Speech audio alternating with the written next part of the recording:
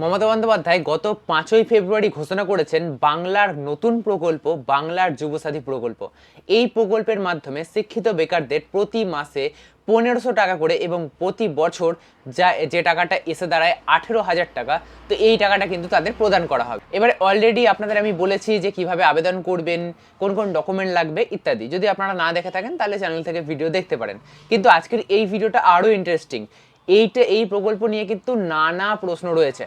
প্রথমেই এই প্রকল্পের ব্যাপারে জানিয়ে দেওয়া হয়েছে, যদি কোনো সামাজিক সুরক্ষামূলক প্রকল্পের সাথে কোনো ব্যক্তি জড়িত থাকে তাহলে এই প্রকল্পের সুবিধা পাবে না। মানে আপনি একটা প্রকল্পের সুবিধা পাচ্ছেন সরকারি, আবার আপনি এই প্রকল্পের সুবিধা নিতে চাইছেন, তাহলে কিন্তু হবে না।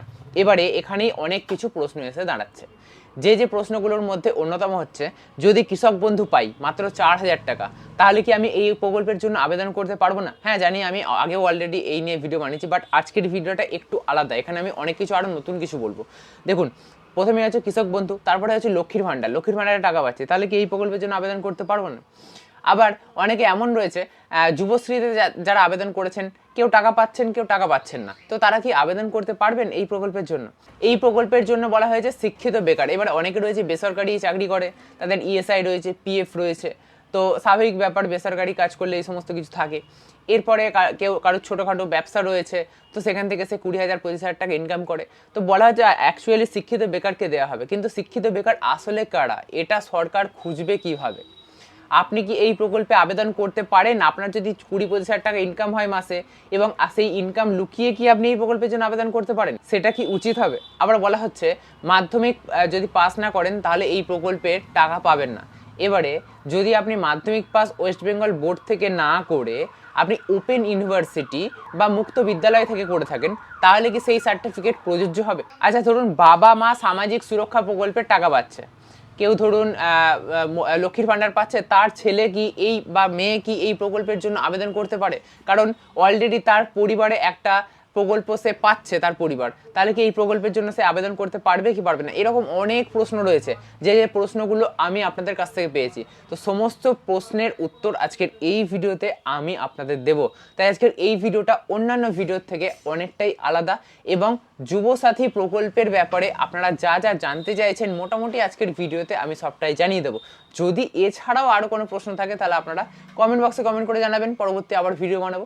তো চলুন আজকের ভিডিওটা আপাতত শুরু করা যাক। আচ্ছা, প্রথমেই বলি, আপনারা যারা অনেকেই প্রশ্ন করেছেন যে বেসরকারি কোম্পানিতে চাকরি করবে, প্রাইভেটে চাকরি করি, আমি 10,000 টাকা মাইনে পাই বা 20,000 টাকা মাইনে পাই, আমার পিএফ আছে, আমার ইএসআই রয়েছে। এবারে পিএফ ইএসআই থাকাকালীন এগুলো তো সরকার ট্র্যাক করতে পারবে স্বাভাবিকভাবে, যে তোমার পিএফ আছে না ইএসআই আছে। তো সেক্ষেত্রে আমি কি আবেদন করার যোগ্য বা এই প্রকল্পে টাকা পাওয়ার যোগ্য? দেখুন, প্রথমেই বলি, এই প্রকল্পের মূল কথাই হচ্ছে শিক্ষিত বেকারদের টাকা দেওয়া হবে ভাতা 1500 টাকা করে। এবারে যদি আপনি পিএফ ইএসআই পান, তাহলে আপনি নিজে প্রশ্ন করুন যে আপনি কি বেকার? বেকার তো নন।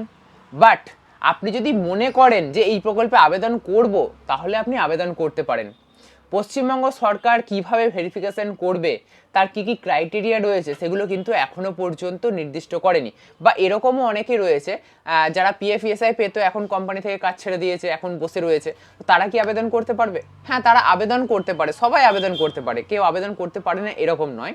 যদি আপনি যোগ্য না হন, আপনার যদি পিএফ ইএসআই সরকার ট্র্যাক করে ফেলে, তাহলে আপনি এই প্রকল্পের আন্ডারে আসবেন না। তো সেক্ষেত্রে কেন পেলাম না, কেন হলো না আমার, সেগুলো কিন্তু পরে বললে হবে না। আপনাকে আগে থাকতেই জেনে নিতে হবে যে আমি হয়তো পাবো না, তবুও একবার আবেদন করে দেখি।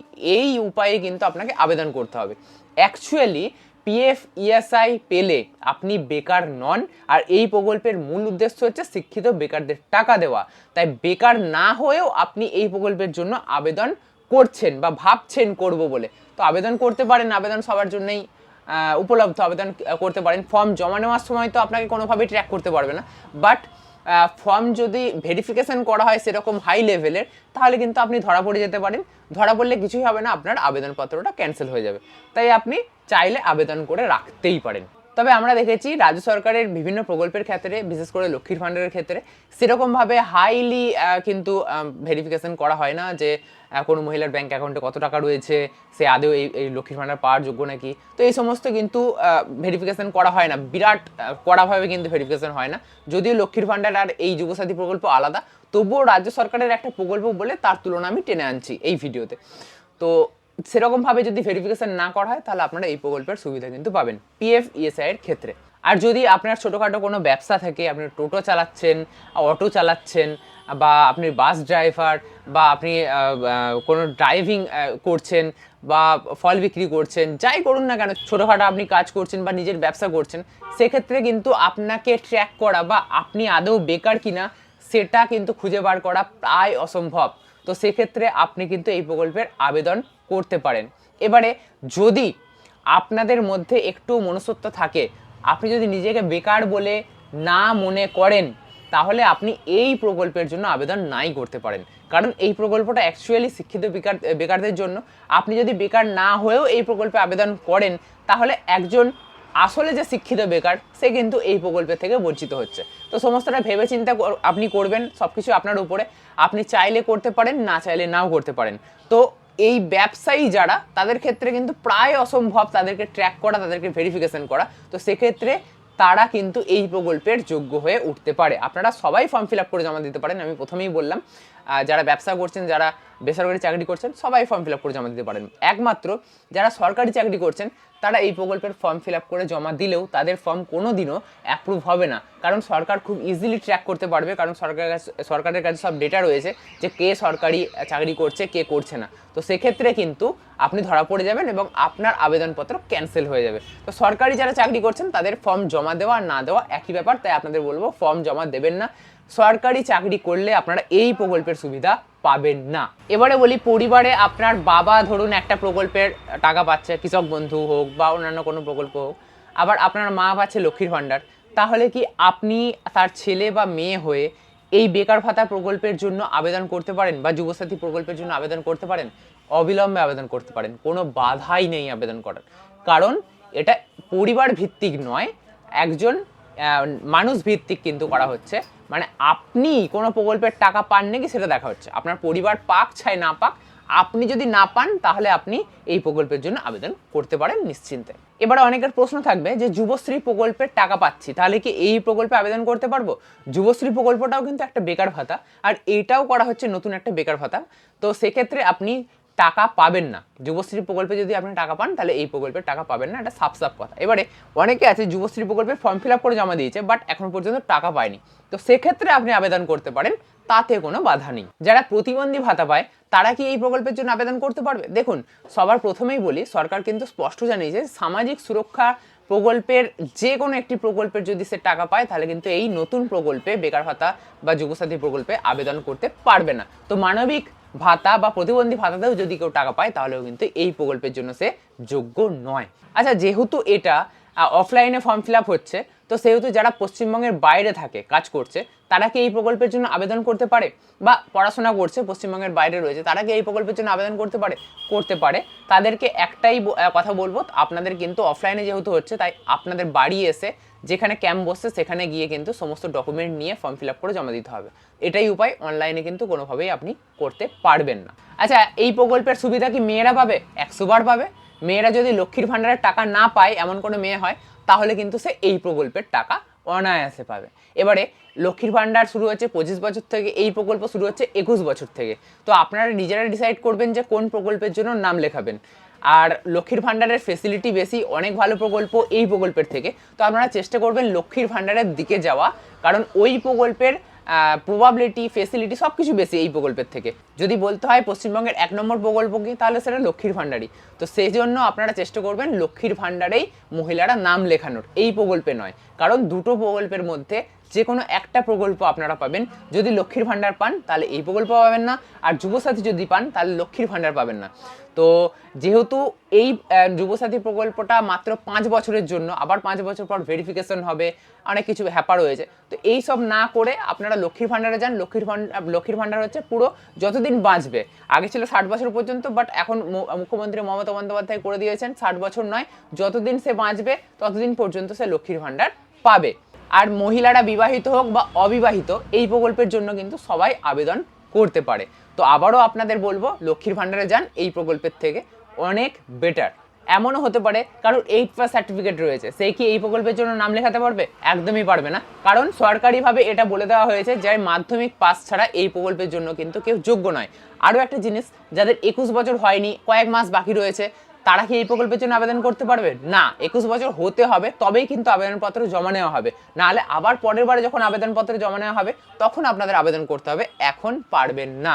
মাধ্যমিকের অ্যাডমিট, রেজাল্ট, এইসবের নামের সাথে আপনাদের আধার কার্ডের নাম মিলছে না, বা কোনো একটা স্পেলিং মিস্টেক রয়েছে, বা ডেট অফ বার্থ মিস্টেক রয়েছে, বা বাবার নামে কোনো ভুল রয়েছে, তাহলে কি কোনো অসুবিধা হতে পারে? দেখুন, এটা নিয়ে বিশেষ কিছু অসুবিধা হবে বলে আমার মনে হয় না। যদি কোনো সামান্য মিস্টেক থাকে, তাহলে যদি পুরো নামের বা টাইটেলের মিস্টেক থাকে তাহলে কিন্তু অসুবিধা হতে পারে, বাট ছোট্ট একটা বানান ভুলের জন্য কিছু সেরকম সমস্যা হবে না। আপনারা শুধু এটাই দেখবেন যে আপনার ব্যাংকের পাসবুকের সাথে আপনাদের আধার কার্ডের নামের একদম সেম টু সেম মিল আছে কিনা। যদি না থাকে তাহলে কিন্তু প্রবলেম হবে, এছাড়া অন্যান্য ক্ষেত্রে সেরকম একটা প্রবলেম হবে না বলেই আমার মনে হচ্ছে। এবার আসি সব থেকে আপনারা যেটা বেশি প্রশ্ন করেছেন, সেটা হচ্ছে কৃষক বন্ধু। কৃষক বন্ধু প্রকল্পের টাকা পাই দাদা 4000 টাকা করে বছরে, এখন কি আমি এই নতুন যে যুবসাথী প্রকল্প, এই প্রকল্পের জন্য আবেদন করতে পারবো? কারণ আমি কৃষক বন্ধুতে 4000 টাকা পাই, এই নতুন প্রকল্পেতে আবেদন করলে আমি পাবো 18,000 টাকা বছরে। তাহলে 4000 টাকার জন্য আমি কেন 18,000 টাকায় মিস করব? এর জন্য যদি কৃষক বন্ধু প্রকল্প ক্যান্সেলও করতে হয়, তাহলে কিভাবে ক্যান্সেল করব, সেই সমস্ত কিছু নিয়ে আপনাদেরকে জানানোর কথা।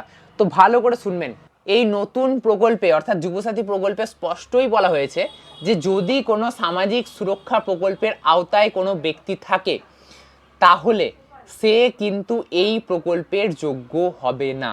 এবারে কৃষক বন্ধু প্রকল্পও একটা সামাজিক সুরক্ষা প্রকল্প, তাই হিসাব অনুযায়ী আপনারা কৃষক বন্ধুর টাকা পেলে এই নতুন যে প্রকল্প যুবসাথী প্রকল্প তার সুবিধা পাবেন না। কিন্তু সরকার কি এমনটা করবে? 4000 টাকা মাত্র কৃষক বন্ধুতে, এখানে 18,000 টাকা। তো আমরা দেখেছি লক্ষ্মীর ভাণ্ডার যারা পায় তারাও কৃষক বন্ধু পায়, কোনো অসুবিধা হয় না। যারা বৃদ্ধ ভাতা পায় তারাও কিন্তু কৃষক বন্ধু পায়, কোনো অসুবিধা হয় না। তাহলে এই প্রকল্পের বেলায় কি এরকম হবে? না, আমার তা মনে হয় না। এখনো পর্যন্ত যুবসাথী প্রকল্পের কিন্তু সঠিক কোনো নির্দেশিকা বেরোয়নি। আশা করছি সেই নির্দেশিকা বেরোলে সমস্ত কিছু পরিষ্কার হয়ে যাবে। আমার মনে হয় যুবসাথী প্রকল্প এবং কৃষক বন্ধুর টাকা একসাথেই পাওয়া যাবে, কারণ এমন অনিয়মটা হবে না বলেই আমার মনে হয় 4000 টাকা একদিকে আর একদিকে 18,000 টাকা। আপনারা অনেকেই বলেছেন যদি এমনটা হয়ও তাহলে আপনারা কৃষক বন্ধু ক্যান্সেল করাবেন। কিভাবে ক্যান্সেল করাবেন? দেখুন, কৃষক বন্ধু একমাত্র তখনই ক্যান্সেল হয় যখন কৃষক মৃত হয়। এবারে মৃত ছাড়া কি আপনারা ক্যান্সেল করাতে পারেন না? হ্যাঁ, করাতে পারেন, বাট সেখানে ডিলিট ফার্মার বলেই আসবে, বিশেষ কিছু পরিবর্তন হবে না।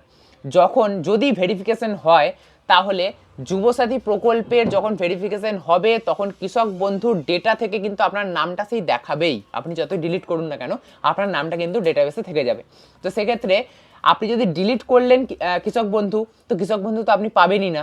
এরপরে আপনার যুবসাথী প্রকল্পের ভেরিফিকেশন ফেলড হয়ে গেল, যুবসাথীও পেলেন না, মানে একুলো গেল ওকুলো গেল।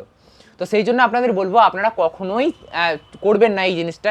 কৃষক বন্ধু আপনারা কখনোই ডিলিট করবেন না বা ক্যান্সেল করার চেষ্টা করবেন না, যেটা রয়েছে সেটা থাক। আর নতুন করে আপনাদের বলবো, এই প্রকল্পেও আপনারা আবেদন করবেন। আপনারা জানেন যে টাইম খুব কম সময়ের মধ্যে এই প্রকল্প ঘোষণা করা হয়েছে।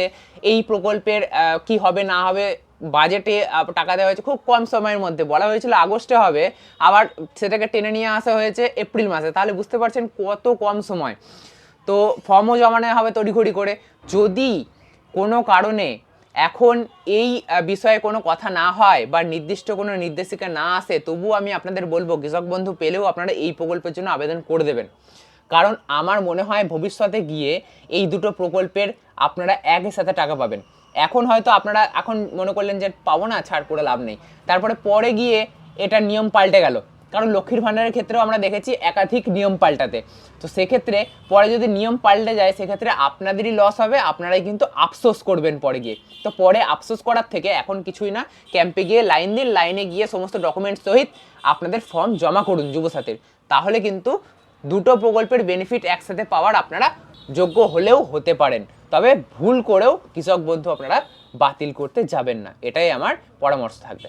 আশা করবো এই প্রকল্পের টাকা কারা অ্যাকচুয়ালি পাবে, কারা পাবে না, এই নিয়ে সমস্তটা এতক্ষণ আমি বোঝাতে পেরেছি। যদি আজকের এই ভিডিওটা আপনাদের একটুও ভালো লাগে বা উপকারে লেগে থাকে তাহলে অবশ্যই একটা লাইক করবেন। এরকমই নতুন নতুন আরো ইন্টারেস্টিং ভিডিও পেতে অবশ্যই চ্যানেলটাকে সাবস্ক্রাইব করে রাখতে ভুলবেন না।